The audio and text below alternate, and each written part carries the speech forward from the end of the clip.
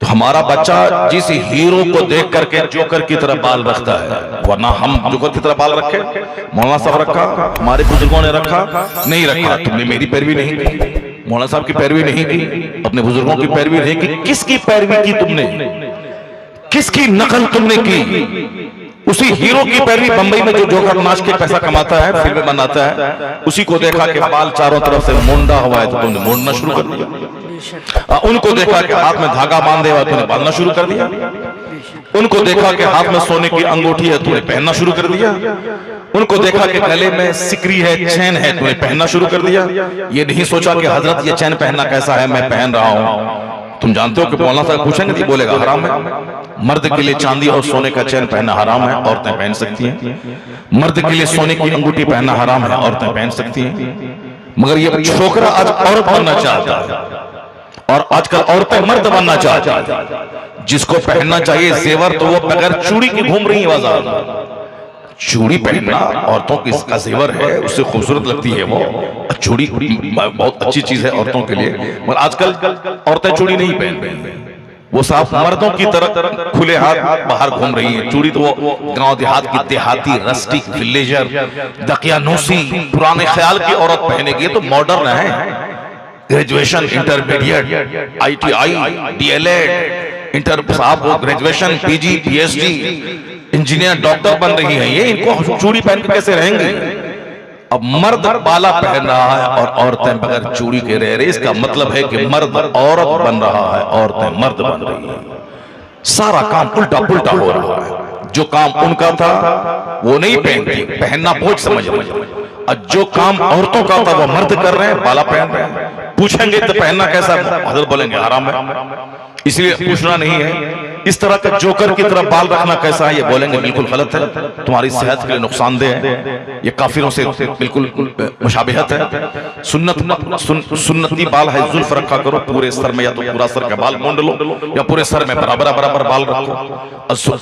जुल्फ जो रखते हैं लोग, सुन्नती जुल्फ देखने में बड़ा खूबसूरत लगता है। जब बाल यहाँ कांधे तक रहता है, कान की लौ तक, तो बड़ा खूबसूरत लगता है बाल।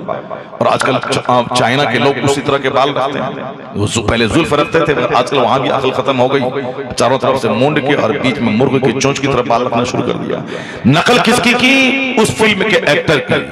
उसकी जिंदगी कैसी है जिसकी तुम नकल कर रहे हो? उनको देखा तुमने? कई करोड़ रुपए के मकान में रहने वाला सुशांत सिंह राजपूत, वो अपने ही घर में फांसी के फंदे पे लटक गया। जिसकी नकल तुम कर रहा है कि ताकि नकल करके मजा मिल जाए, जिंदगी का ऐश का हासिल कर लो, मस्त रहो, इंजॉय करो जिंदगी में, मस्तियां करो, खाओ पियो, मजा लूटो जिंदगी का। तो जिसकी नकल करके तुम मजा लूटना चाहता है, वो तो फांसी के फंदे पे लटक के जान दे दिया।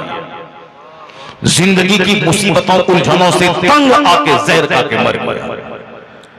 हमारी मां बहन बेटियां जिसकी जींस पहन करके मस्ती करना चाहती है, जिसका टी-शर्ट पहन करके बाप दादाओं की इज्जत को मिट्टी में मिलाकर गली के छोकरों से दिल बहलाना चाहता है, उसकी जींस पहनना ये तुमको जेब देता है। चुस्त पैंट पहनना, चुस्त पैंट पहनने के बाद 50 छोकरे तुमको जो नोचना चाहते हैं, उनको जरा सा तन्हाई मौका मिला, किडनैप किया, 10 लड़के मिलके गैंग रेप किया, फिर बेइज्जती से बचने के लिए कत्ल करके काट काट करके फेंक दिया। नहीं देखा तुमने? श्रद्धा नामी एक हिंदू लड़की से आफ्ताब पुणे वाले ने मोहब्बत की। जब तुमने मोहब्बत किया तो शादी कर लो उससे।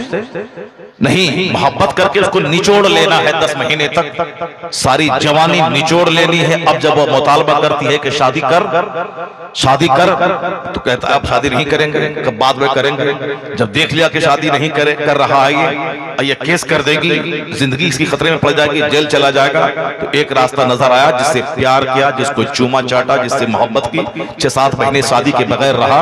एक रास्ता नजर आया जिसको काट काट करके बूटी बना के बाहर फेंक दिया। सारा हिंदुस्तान जान रहा है, सारी दुनिया जान रही है, 1 महीना पहले का वाकया है।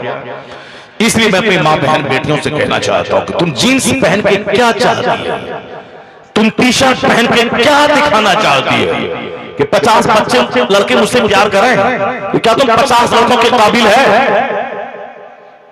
50 लड़कों के काबिल है, तुम 5 घंटे रह पाएगी? तेरी लाश के हजारों टुकड़े हो जाए, तुम बेहोश हो जाएगी। 50 लड़के तुम टॉयलेट कर पाएगी? जब नहीं कर पाएगी तो तुम सब्र कर ले, सीने पर पत्थर रख ले, वो कपड़ा पहन जिसके पहनने के बाद लुच्चे तुझ पर बुरी निगाह न डाले, वो मोटी चादर ओढ़ कि न देख सके ये लुच्चा कि तू खूबसूरत है या काली कलोटी भूतनी है। भूतनी है तो भी तेरा ऐब छुपा रहेगा दुपट्टे में। बेशक बेशक, सुभान अल्लाह। और अगर तू हुस्नो जमाल की देवी है तो भी तेरा हुस्न छुपा रहेगा पर्दे में। न ये लुच्चा देख पाएगा कि वो खूबसूरत है या बदसूरत, तेरी आबरू बची रहेगी।